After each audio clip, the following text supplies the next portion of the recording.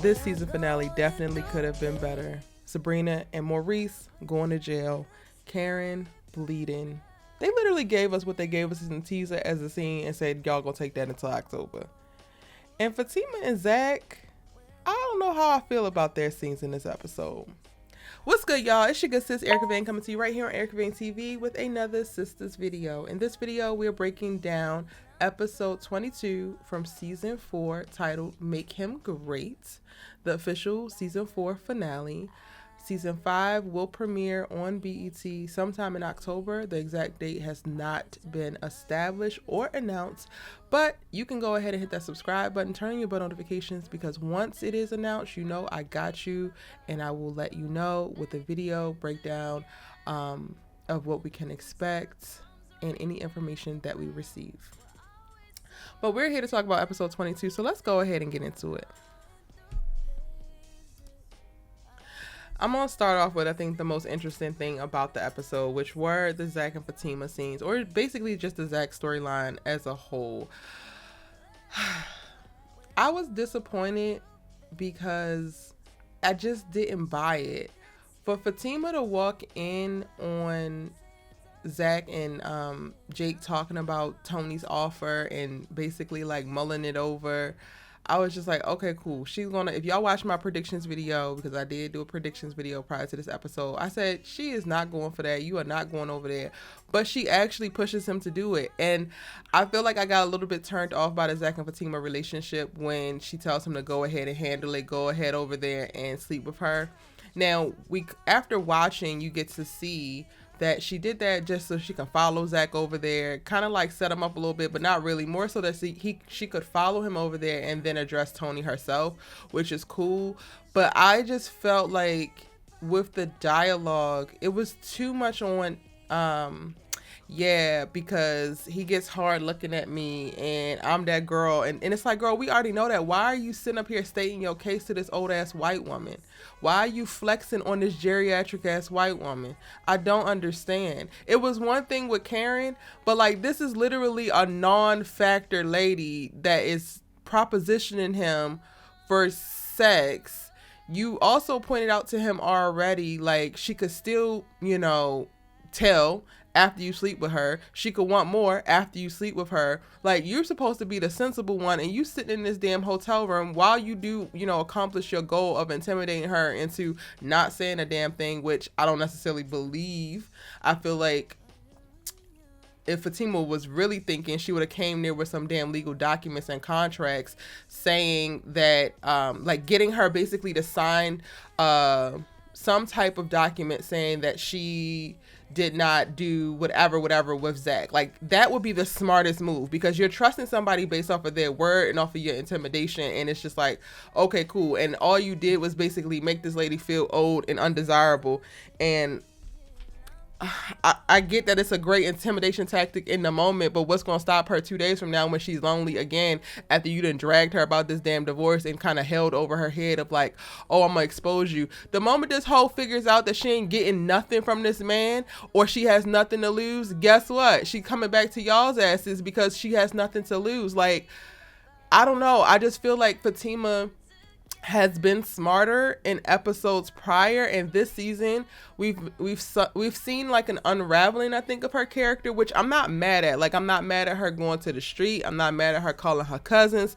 I'm not mad at, this black woman using all of her resources, but I kind of wish I would have gotten to see her explore more options in this episode versus the ones that she chose. It just felt like she wasn't thinking really clearly. And I love the energy of like wanting to support Zak and help Zak out and realizing that he ain't gonna be able to figure it out on his own and stepping in this way. But then also the whole, like, it's a lot. So like the scenes with Tony, I was just looking at it like, it kind of made me cringe a little bit when she's just talking about, I can get him up for you and all that. And I'm just like, why are we saying this to this woman? But then also the scenes with just Fatima and Andi, and she's talking about he ain't never had a woman that would do this and do that. And I'm just like, well, girl, that's a lie. Like, Karen might have had a slick ass mouth, but she paid for everything. She supported that man. She funded multiple businesses. She took a lot of his bullshit. Like the thing that a lot of the fandom is not saying, this is the quiet part, because a lot of y'all just kind of skip over that. If Zac was giving Fatima the same thing that he was giving Karen, I think Fatima would be responding the same way we saw Karen respond. If Zac cheated on Fatima, like, have y'all been watching Fatima's ass? Have you watched her? It's so interesting to me how people just hate Karen so very much, but Karen and Fatima are so much more alike than they are damn different. And the biggest difference in reference to behavior and behavior directed towards Zac is Zac has yet to give Fatima a reason to disrespect him in the ways that Karen had disrespected him.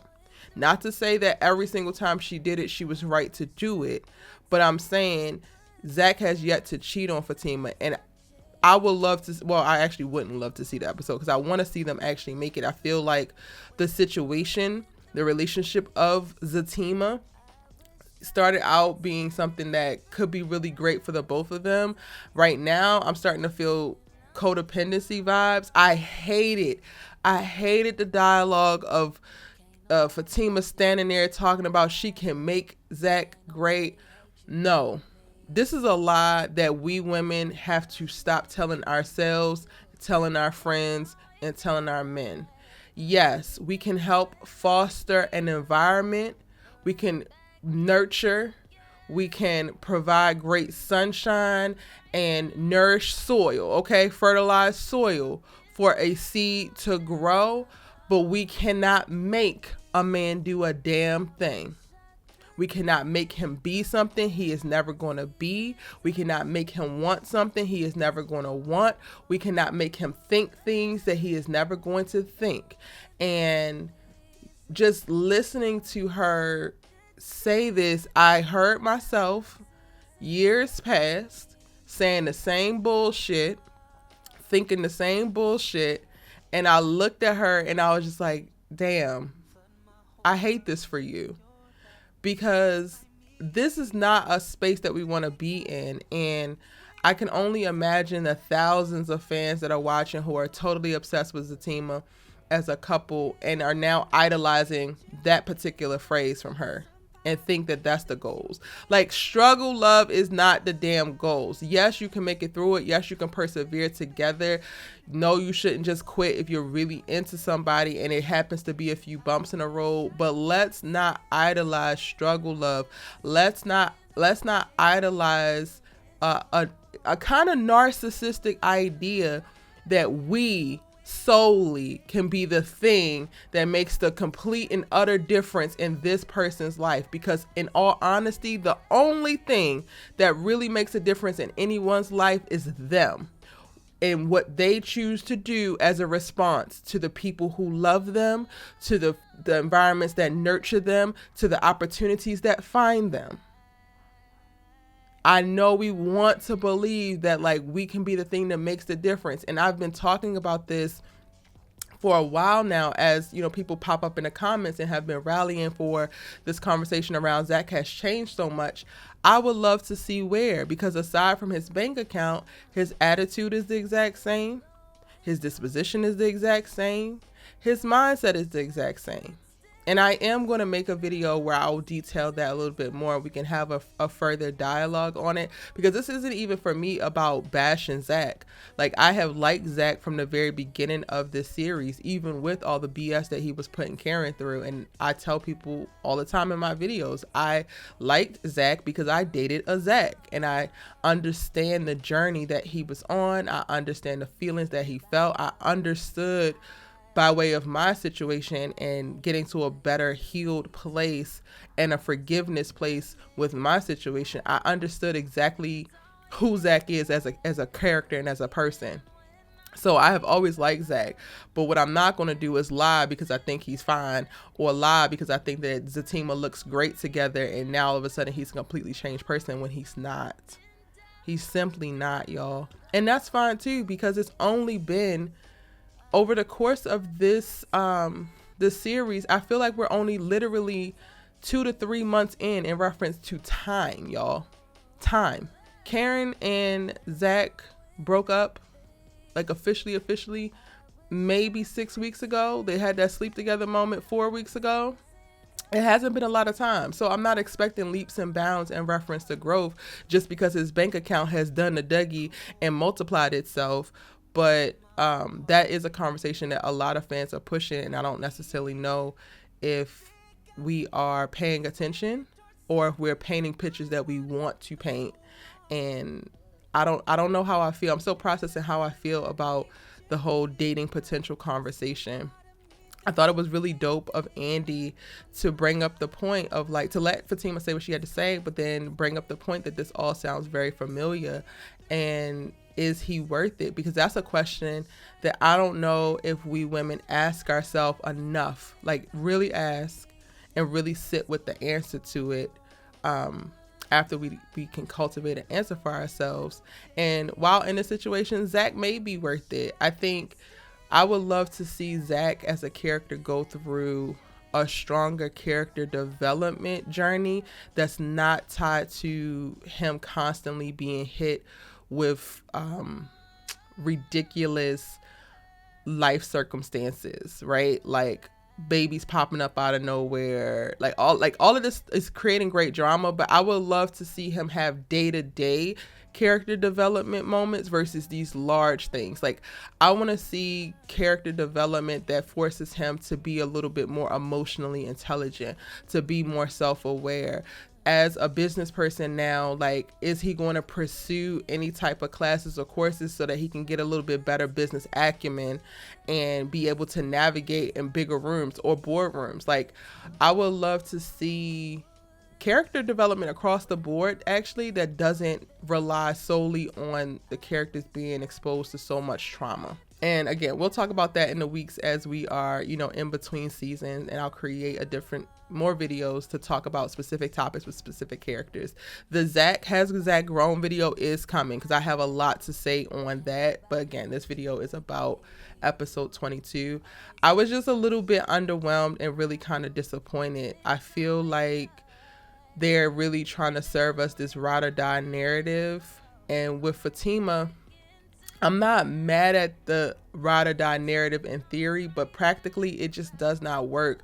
And women tend to find ourselves on the short end of the stick with it and sacrificing and doing so damn much. But with that said, I do want her to be able to help him because he needs it and because they're in a relationship together, and that's kind of what you do when you're invested in a relationship. I don't know. I just kind of wish it looked a little bit different. I wish Fatima would have brought the legality to the conversation, like, because in all honesty, nobody has brought up, okay girl, you the one who gave him the tip, you can go and say whatever the hell you would like, but you're exposed as well because you actually shared it and you knew it.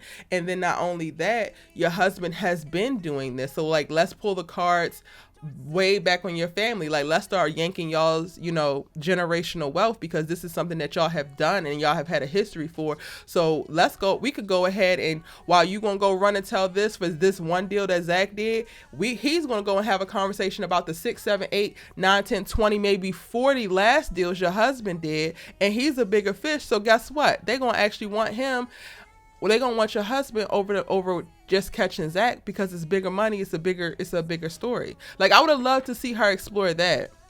But then that just goes into the writing. And honestly, with the season finale specifically, I was really underwhelmed with TP's writing. I feel like a lot of the things were not well thought out, were not fleshed out. And it's just, a lot of it was just really unrealistic. So going to the very end with Sabrina and Maurice get arrested, why is Logan coming from the back? And then also, before we even go there, why is Logan going to the airport to pick up FBI agents who are like, have FBI strapped across their chest, and then stopping to talk to Danni and having this a really personal moment, then going to like, oh, I shouldn't have never said anything. I should have never stopped and said hi. Like, why is any of this happening? Like, I get that it's happening for the point of the story because Tyler Perry has some things that he wants us to know, but it's not realistic at all. Also, in what bank would you come in as the FBI and shut them down. If you were coming in to arrest 2 employees, the district manager would be there and they would be aware of it as a part of this investigation, because this is a part of not of loss prevention on their part, but it has been escalated to the federal level. They would have been there. So why didn't we have that district manager who's been managing Zac's account, or started out with Zac's account? Why didn't we just see her floating around? And then when they come in, they can take Sabrina and Maurice and the bank doesn't shut down. I didn't feel like it was realistic to shut the whole bank down just to arrest 2 employees. Because there was 2 other employees behind the counter, and it's like, so you gonna shut the whole bank down because the bank was robbed by the employees, supposedly? Make it make sense. It made sense when the bank shut down, when Q was running amok in there trying to rob them with a gun. Neither of them are armed. You coming from the back, your people coming from the front. Like, it was given very much so we're shooting this for television. It's not really real. And I was just sitting watching the whole time like, does he think we stupid? Like, not that I think that Tyler Perry thinks that his audience is stupid, because I don't think that, but sometimes I think that he don't realize that we're really paying attention, or at least I am. I don't know. Y'all let me know in the comment section down below if I'm just paying attention too closely, but it just wasn't believable for me. Logan's conversation with Danni, why are we doing it? The FBI agents coming off of a commercial flight to come and handle a bank robbery, further investigation. No. Like, what? Danni being a gate agent who never actually deals with the damn gate. She's always on the phone or behind this damn desk. And this plane has landed, these people coming out. You will be a part of the people who are welcoming and opening up this bridge so that people can get off this damn plane. Like, none of it is real. And it just added to my frustration of this episode. Probably what took the cake, honestly, for frustration for this episode was damn Rodeo.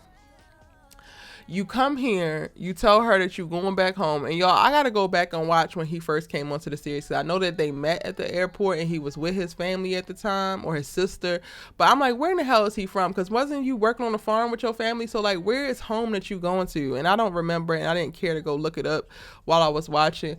But you come in, you said you didn't call her because you didn't think that she was going to answer, and then you want to tell her that you leaving, but you want to be with her. You would do anything to be with her, but you don't want her to say anything because then you would stop leaving if she decided to say something. And I was like, Tyler Perry, you literally just word vomited all of this fake ass emotional stuff. Like, I get that you wanted us to have an emotional beat with them, but there was no build up. The dialogue was inconsistent AF. I didn't know what the hell Preston actually wanted, because one minute he's saying he want her, the next minute he's saying he want to leave.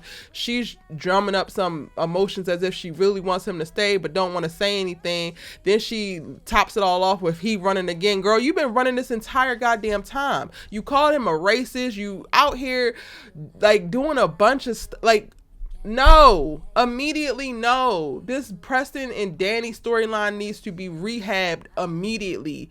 The whole scene was like, what is happening? Why is it happening? Where exactly are you even going, Preston? And if you were so hell-bent on leaving, then what is the point in even saying anything? You could have wrote this as a damn letter, sir. It made no sense. Don't say anything because if you say something, I know it's going to make me stay. So you want her to make you stay? Like, can you get to the damn point? 'Cause I was literally watching like, can you get to the damn point? And you could see some of the emotions coming onto Dani's face, but if she doesn't budge, she doesn't crack, she doesn't reveal how she feels at all either. So it's almost like he's talking to a damn wall. So I'm just like, why are we watching it? What is happening? A lot of people like misunderstood, I think, with my preview video, and I was talking about with the trailer, like, Preston, why are you going up here begging this girl? Please stop begging this girl. And some people responded, well, it's okay for Karen to beg Zac, but not okay for Preston. Preston deserves better. Karen is grieving and going through the process of releasing this relationship. Preston should be done begging Dani to do anything. He has asked for help. He has asked for guidance. He has asked for understanding. When she told him to go and find it, he went and found it in all these other black women. He went and found it in Zac, and all of that was not right. And he's still damn lost, and he still can't get no additional answers from her. She's still sitting there tight-lipped as hell. He don't owe her shit else. in my opinion. So no, I don't want to watch him continue to beg this woman who is giving him nothing. You in love with her? Okay, cool. But what is it that you're in love with? Because she's meeting you with a lot of hardness that I really don't understand where it's coming from. And I really want to understand why Danni is acting the way that she is to Preston, but I don't get it. And also in this episode, which I almost forgot, Bio has a reason why he was obsessed with how Danni looks, because she looks like a group of people from Africa who are very gorgeous, and they probably are very rare to run into. Very convenient, sir. This excites Sabrina. The only thing I was just like, all right, I'll buy. Okay, cool. My whole irritation with that is first thing she do is call Danni, send the pictures to Danni, and she's excited. She forgives him. She's okay. She wants to see him again, and Danny's like, oh, you gonna fall for it? I got a bridge to sell you. So now Danni is making you feel stupid for how you feel and for forgiving this man and for wanting to move forward with this man. So now you're not gonna move forward with this man. So now you at the damn bank asking about Calvin. Sabrina, I'm tired, honey. I'm tired. It's been 4 seasons. You ain't moved a damn place. You done gone from sleeping with Jacoby in your damn refrigerator to shoving a vibrator up Calvin's behind to now running amok with Bio, who you want to like, but all of which, well, actually not Jacoby. Jacoby fucked that up for himself. But all of which Danni has persuaded you to not actually be into or not give a full effort. And I'm over it. You cannot date anybody else until you can get to a place where you decide what's good for you, what you like, and if nobody else likes it, you're 100% fine with it. Because if you don't do that, I don't give a damn what you do, because everything is going to turn out the same. The Bio reason made sense to you, so move forward, go on a date with the man and deal with it. If it don't make sense to you, okay, no sir, that was a turn off, red flag for me, I'm good. Why does what Danni say matter? Look at Danni's love life. What she got to say don't matter. And I hate to do that because I'm very much so single, but I have a lot of, I think, great insight on relationships and how I view relationships and how I do show up in relationships because of the things that I've experienced and, you know, things I have done, mistakes I have made, and lessons I have learned. So I don't really like to say, well, if you ain't in a relationship, you can't speak on relationships, or if you're not in a great place, you can't speak on it. Well, actually, yeah, that's what I will say. If you're not in a great place, you can't speak on it. I'm in a very happy, settled, grounded place. Can speak from a very clear mind. Danni just be speaking from such a jaded space. And Sabrina just consistently allows it to affect her. And I'm over it. Gary goes to meet up with Hayden in this episode. Hayden tells her to sue Andi for pain and suffering. Please do. Please sue Andi for pain and suffering so that when she counters, she could point out how you took her to the country, got your ass arrested, left her there with no phone, no nothing to be able to get back, had her account seized because you hid dirty money in her damn account. You squeezed her to the point of her passing out. You threw your wife off of the top of a parking garage. Your wife then retaliated by coming to try to shoot me at my job. And then after that, she tried to shoot me in my house and actually shot you. Like, sir, if we want to talk about pain and suffering, let's run it up. Because once she's done, they're not even going to let her keep the penthouse and just the Rolls Royce. They're coming for more money. Yes, sue her so that you can lose and she can counter and take even more from your goofy ass. Best thing that you could do right now, Gary, count your blessings, take the losses, and move on. Because this ain't what you want, baby. This ain't what you want. And while you got a lawyer at this firm, guess what? Andi do too. Robin gonna represent her and take everything that he could possibly get. Everything that's not nailed down. Keep playing. 2 damn stooges sitting in this office looking stupid. Ugh. And then my girl, Karen. Pam spots the bleeding on her in this episode, and we don't get really much else, but shout out to Kevin, who went live with, I think, Anthony, Mignon, and Chris on the Sistas on BT Instagram page, and they were talking about season 5, and he was like, don't jump to conclusions, don't assume when it comes to Karen and the pregnancy and what we saw in this last episode. What happened at the end of season 4, the finale, you don't know what's going to happen. I'm not going to give anything away because I'm a professional. However, just means you don't know what's going to happen. You don't know. Don't make assumptions. That's my response. Don't make assumptions about what you think about things. And that's all I needed, because I don't believe that she's having a miscarriage. There's a lot of reasons why women bleed within the first 4 to 6 weeks of their pregnancy. Look it up. And this baby is still going to be here, and I'm totally here for it. But, you know, Tyler Perry's going to play on people's heartstrings and is going to dial up the drama. So that is all with that. I'm going to go ahead and end it here because it really wasn't that great of an episode for me to be having a super long video. I would love to know in the comment section down below, what did y'all think about the season finale? And yes, I will still have more Sistas videos coming. So again, if you're new, hit that subscribe button. Go back and watch all of my other Sistas videos. I have a ton of Sistas content broken down on a playlist, and I have the playlist for Sistas as a total, as well as Sistas by season. All of season 4 is in the season 4 playlist. And I will be dropping new Sistas videos every week until season 5 returns. So you're going to want to be subscribed, turn your bell notifications on so you don't miss out on any of the other Sistas conversations. It's your good sis, you love to talk TV with, and I'll see you in the next one.